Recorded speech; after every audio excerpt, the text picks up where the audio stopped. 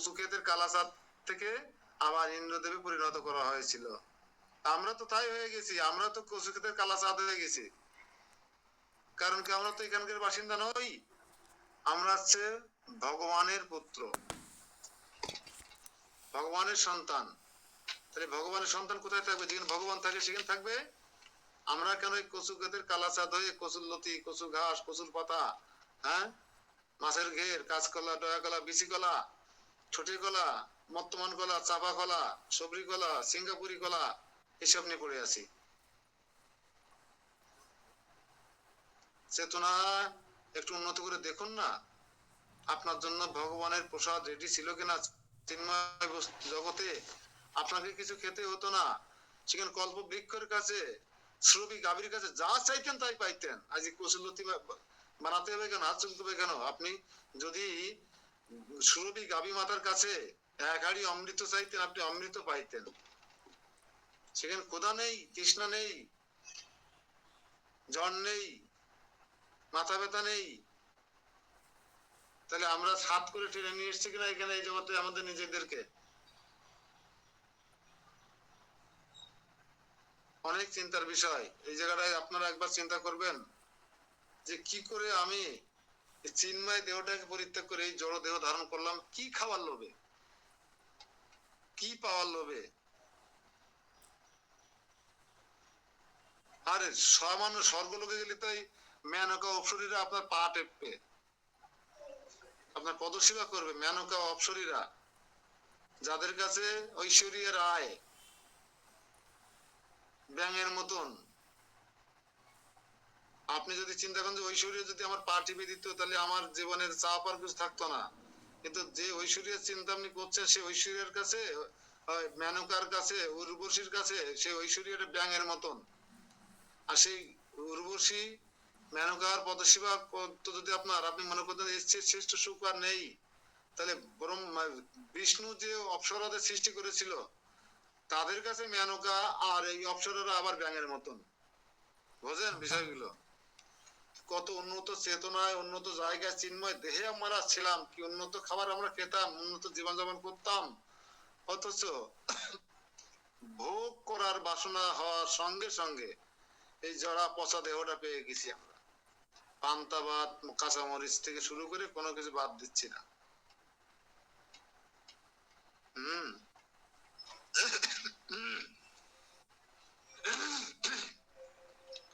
এই জন্য আমাদের এই বিজ্ঞান যোগ পড়লে, চেতনার উন্মেষ যদি ঘটে, তাহলে বুঝতে পারছি আমি কি ছিনু আর কি হনু, আমি কি খেতাম আর কি খাচ্ছি, কোথায় থাকতাম আর কোথায় থাকছি, কার সঙ্গ করতাম আর কার সঙ্গ করছি, এটা আপনারা বুঝতে পেরে যাবেন। অত্যন্ত কঠিন একটা জিনিস। এখন আমরা মৃত্যুর জন্য প্রহার গুনছি, বৃদ্ধ হয়ে যাওয়ার জন্য প্রহার গুনছি, কিন্তু কারো কাছে আমরা অভিযোগ করতে পারছি না যে আমি মৃত্যুবরণ করতে চাই না।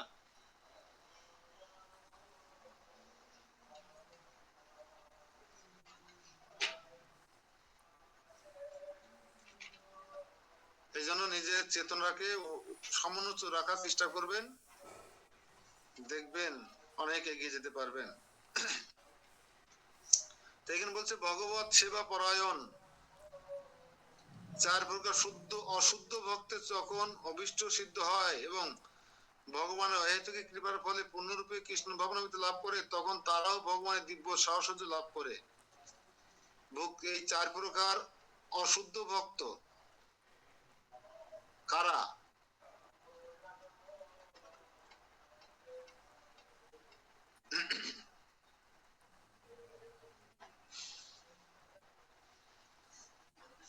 চার প্রকার অশুদ্ধ ভক্ত: ভক্তি, মুক্তি, সিদ্ধি আর কামী।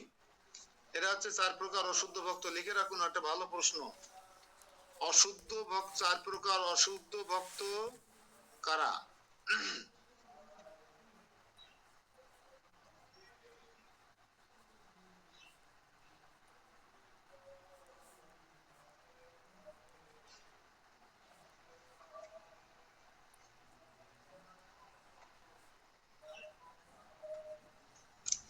চার প্রকার অশুদ্ধ ভক্ত হচ্ছে ভক্তি, মুক্তি, সিদ্ধি, কমা দিয়ে লিখবেন, আর কামী।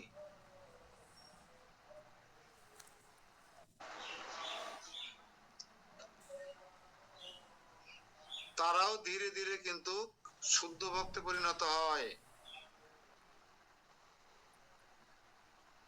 অহেতুকই ভগবান কৃপার ফলে তারা যখন কৃষ্ণ ভাবনায় যুক্ত হয়, দেখেন আমাদের কথা চিন্তা করুন, আমরা যখন ইসকনে যোগদান করেছিলাম তখন কি আমরা শুদ্ধ ভক্ত ছিলাম? আমরা অমধ্য ভোজন করতাম কিনা? ইচ্ছা মতন যৌন সুখ উপভোগ করতাম কিনা?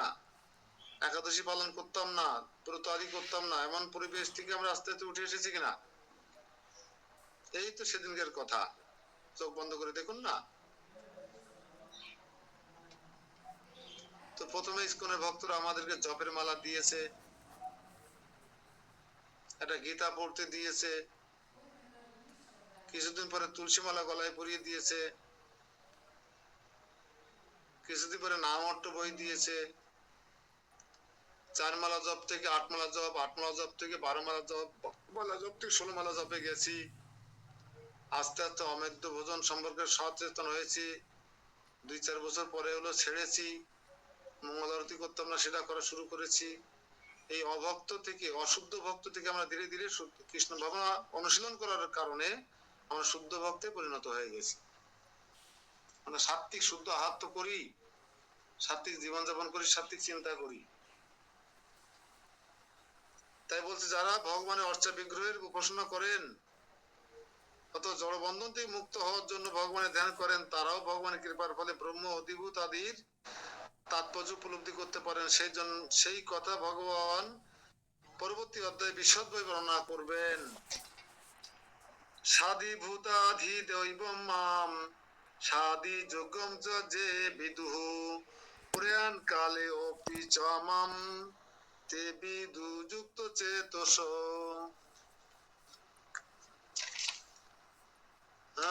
শেষ শ্লোক এটা। যারা অধিভূত তথ্য, অধিদৈব তথ্য ও অধিযোগ্য তত্ত্ব সহ আমাকে পরমেশ্বর ভগবান বলে অবগত হন, তারা আমাতে আসক্ত চিত্ত, এমনকি মরণকালেও আমাকে জানতে পারেন। বোঝা গেল? ভগবান বলছে অধিভূত তত্ত্ব, অধিদৈব তত্ত্ব, অধিযোগ্য তত্ত্ব সহ আমাকে যারা পরমেশ্বর ভগবান বলে অবগত জানেন, তারা আমাতে আসক্তি চিত্ত। আমার তো ভগবানে আসক্তি হয় না।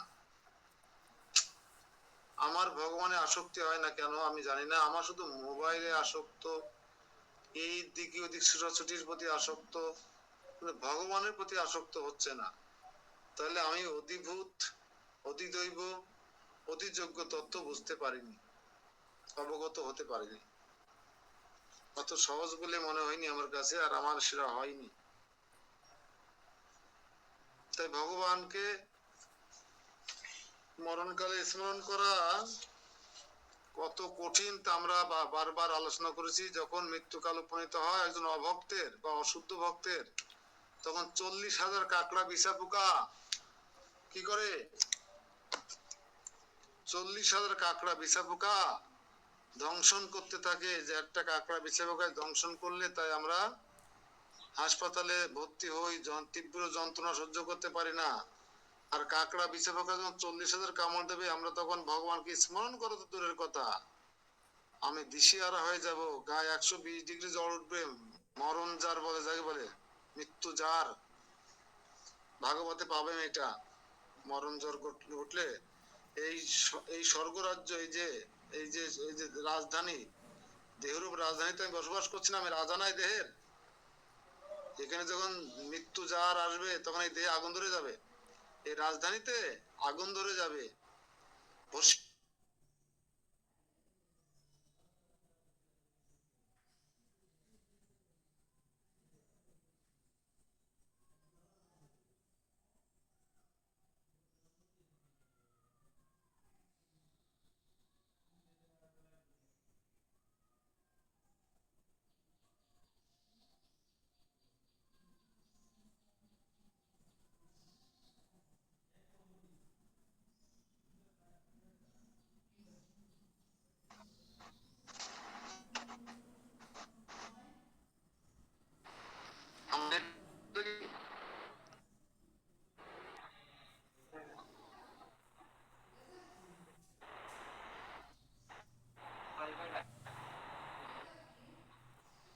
ডাটা আছে না ওয়াইফাই চলে গেছিল।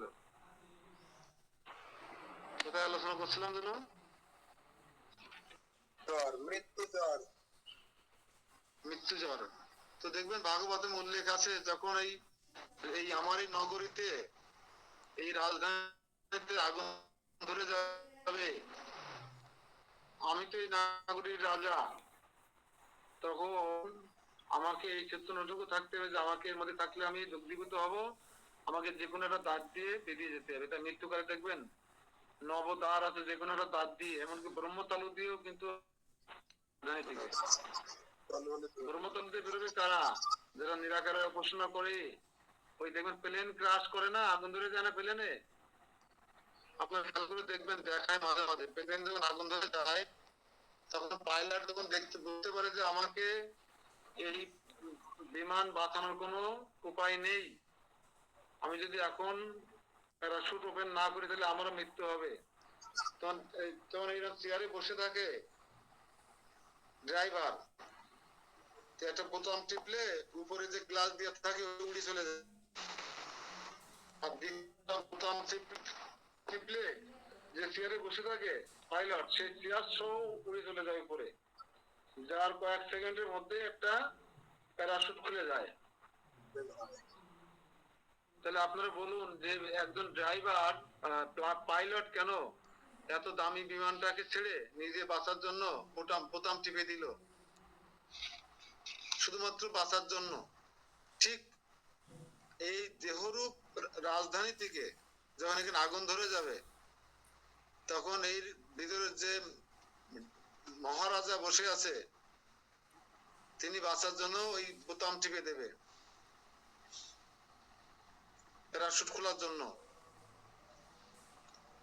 কিন্তু এক একজনের এক এক দাঁত দিয়ে বেরোতে যোগ্যতা অনুসারে। যদি নিম্ন স্তরের প্রাণী হয় বা নিম্ন চেতনার ব্যক্তি হয় তমগুণে, তাহলে তার গুজ্জ দাঁত দিয়ে তার প্রাণবায়ু বেরোবে পায়খানা রাস্তা দিয়ে। বোঝেন? এগুলো পড়েছেন কখনো? কারো চোখ দিয়ে, কারো নাক দিয়ে, কারো গাল দিয়ে, কারো কান দিয়ে, বিভিন্ন জায়গা দিয়ে কিন্তু এই নবতারে যে কোনো তার দিয়ে প্রাণবায়ু বেরিয়ে যায়। কিন্তু যদি কেউ ভগবানের শরণাগত হয়ে কৃষ্ণ ভাবনায় শুদ্ধ ভক্ত হতে পারে, তাহলে মৃত্যু তার এরকম হয় না। তখন ভগবান নিজে, মরণকালে ভগবান নিজে তার সামনে পুষ্প রথ নিয়ে দাঁড়িয়ে থাকে। একটা সিংহ যেমন তার শিশু বাচ্চাটাকে এক স্থান থেকে আর এক স্থানে স্থানান্তরিত করবার জন্য কামড়িয়ে ধরে নিয়ে যায় গাল দিয়ে, তো শিশুটা তো মারা যাওয়ার কথা। একইভাবে যখন হরিণের বাচ্চাটাকে ধরে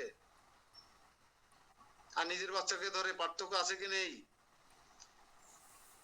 একজন সিংহ যখন হরিণের বাচ্চাকে ধরে, তখন একটা ক্যাক শব্দ হয়, হওয়ার পরে একটা ছিটা দেয়, যে হাত পা ছড়ে ছটপট করে, তারপরে হরিবল হয়ে যায় হরিণের বাচ্চাটা। ঠিক একই গাল দিয়ে যখন নিজের বাচ্চাটাকে ধরে সিংহ অন্য জায়গায় নিয়ে যায়, ক্যাক করে উঠে মারা যায় সিংহের বাচ্চা? না, সিংহের বাচ্চা মারা যায় না। মা যখন গালে করে নিয়ে যায়, বিড়ালের বাচ্চা যখন বিড়াল মা নিয়ে যায়, তখন মারা যায় না। বিড়ালের বাচ্চা ধরে সিংহ বাদ দেন, বিড়ালের যখন বাচ্চা হয় এক ঘর থেকে আরেক ঘরে নিয়ে বেড়ায় না গালে করে, মারা যায়?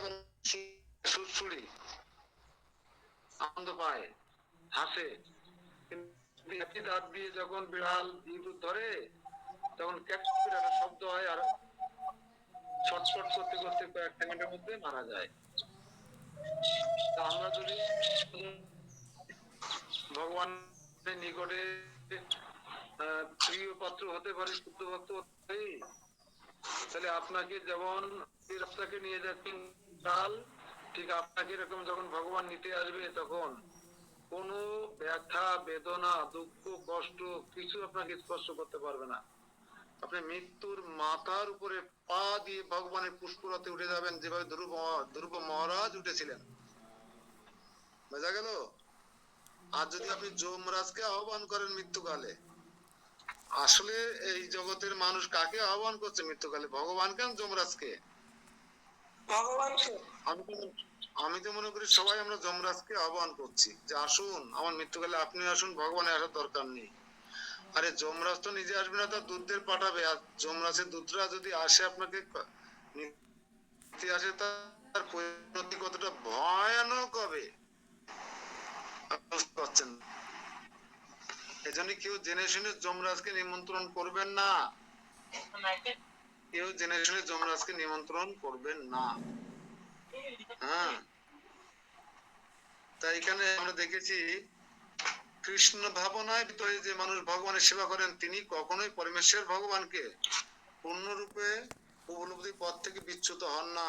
কৃষ্ণ ভাবনার অপ্রাকৃত সান্নিধ্য লাভ করার ফলে মানুষ বুঝতে পারে যে ভগবান হচ্ছেন সমস্ত জড় জগতের নিয়ন্তা, এমনকি বিভিন্ন দেব দেবীরাও তার দ্বারা নিয়ন্ত্রিত হচ্ছে। এভাবেই অপ্রাকৃত সান্নিধ্য লাভ করার ফলে ধীরে ধীরে পরমেশ্বর ভগবানের প্রতি মানুষের বিশ্বাস সুদৃঢ় হয় এবং মৃত্যুর সময় এই ধরনের কৃষ্ণ ভাবনাময় ব্যক্তি শ্রীকৃষ্ণকে বলেন না।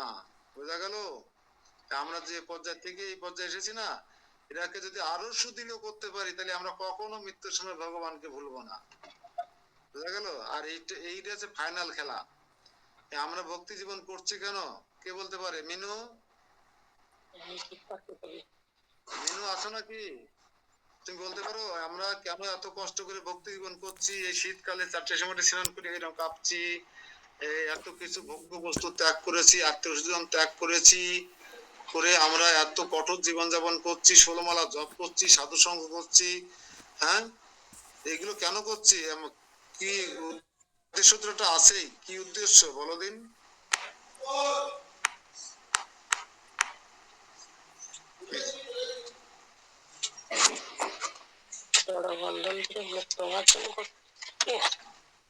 নমিতা মাতাজি বলতে পারবেন? আমরা ভক্তি জীবনে এসে এত কষ্ট ক্লেশ এত ত্যাগ স্বীকার কেন করছি?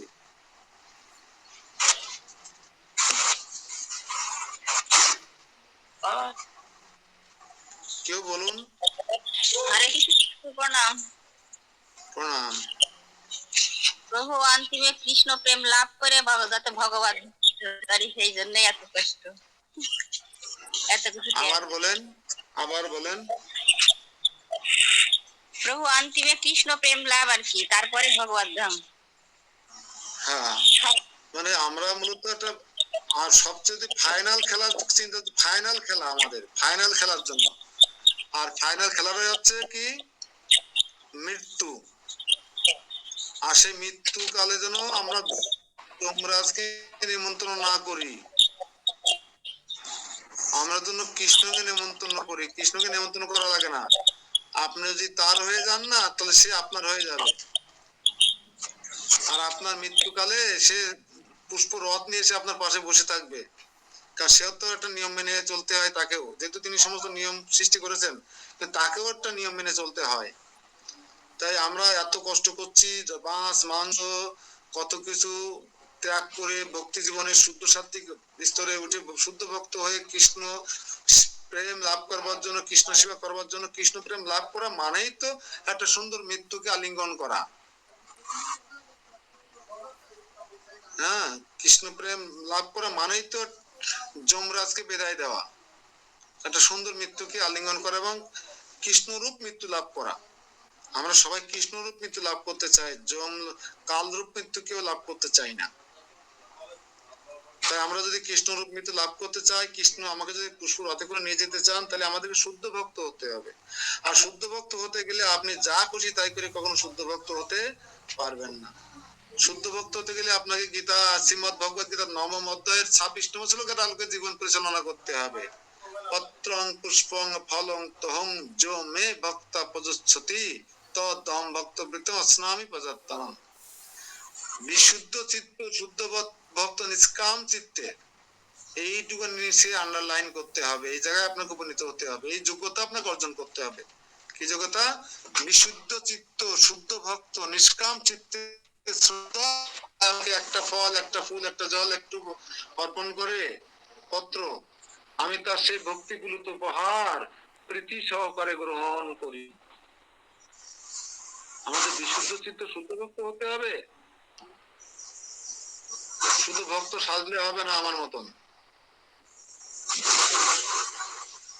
এই অধ্যায়ে নানা বিষয় নিয়ে আলোচনা করা হয়েছে, কিন্তু আর্ত, জিজ্ঞাসু, অর্থার্থী, ব্রহ্মজ্ঞান, পরমাত্মার জ্ঞান, জন্ম, মৃত্যু, জরা, ব্যাধির হাত থেকে মুক্ত হওয়ার উপায় এবং ভগবানের আরাধনা, এইসব বিষয়ে ব্যাপক আলোচনা করা হলো। তবে যিনি যথার্থ কৃষ্ণ ভাবনামৃত লাভ করেছেন, তিনি অন্য কোন পদ্ধতিকেই কোন রকম গুরুত্ব দেন না। অন্য কোন পদ্ধতিকে তিনি গুরুত্ব দেন না। যেমন রামকৃষ্ণ মিশন বা অন্যান্য যারা একটা সম্প্রদায় আছে, ওরা তো ভগবানকে চেনে না, ওরা কালী মাতাকেও ভালো করে সেবা করে না, ওরা রামকৃষ্ণ পরমাংশদেব আর তার স্ত্রীর মূর্তি বানায়, বড় বড় মন্দির তৈরি করে করে তাদেরকে মাছ দিয়ে ভোগ লাগায়। দেখবেন মিশনে খোঁজ গেছে, স্বামী বিবেকানন্দ কখনো প্রসাদভোজী হতে পারেনি, বা তিনি বলে গেছেন বটে কিন্তু নিজে হতে পারেননি।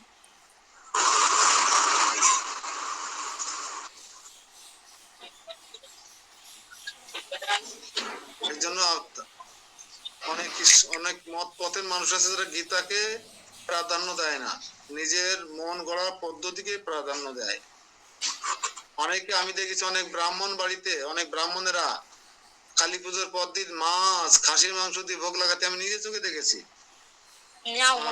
ক্ষমা করুক, ভগবান ক্ষমা করুক, আমি সেই প্রসাদও পেয়েছি যখন এই জীবনে ছিলাম না, বাগেরহাটে চাকরি করতাম যখন। বিষ্ণুপুরে প্রসাদ ব্যানার্জি আমার ধর্মশালা বাবু ছিল, ওনার বাড়িতে আমার কালী পুজো যেতে হতো। এই জন্য আমাদের শুদ্ধ ভক্ত হয়ে কৃষ্ণ ভাবনামৃত পান করতে পারলে আমরা একটা সুন্দর মৃত্যু, আমরা এই জন্ম মৃত্যু জরাবেদির হাত থেকে মুক্ত হব। এই বিষয়টা বিশদ ভাবে আলোচনা হলো এই বিজ্ঞান যোগে। আপনারা, আমার মনে হয় এতদিন আমি নিজেও এরকম সুন্দর করে বোঝার চেষ্টা করিনি, যেটা এখন আপনাদের করুণায় আপনাদের মাধ্যমে পড়ে বোঝার চেষ্টা করলাম। হরে কৃষ্ণ কৃষ্ণ কৃষ্ণ হরে হরে, হরে রাম রাম রাম হরে হরে ইতি পরম তত্ত্বের বিশেষ জ্ঞান বিষয়ক বিজ্ঞান যোগ নামক শ্রীমদ্ ভগবদ গীতার সপ্তম অধ্যায়ের ভক্তি বেদান্ত তাৎপর্য সমাপ্ত। হরে কৃষ্ণ কৃষ্ণ কৃষ্ণ হরে হরে, হরে রাম রাম রাম হরে হরে। কারো কোনো প্রশ্ন মন্তব্য যদি থাকে, আমার আবার নাট মন্দিরে ক্লাস আছে, একটা ডেপুটেশন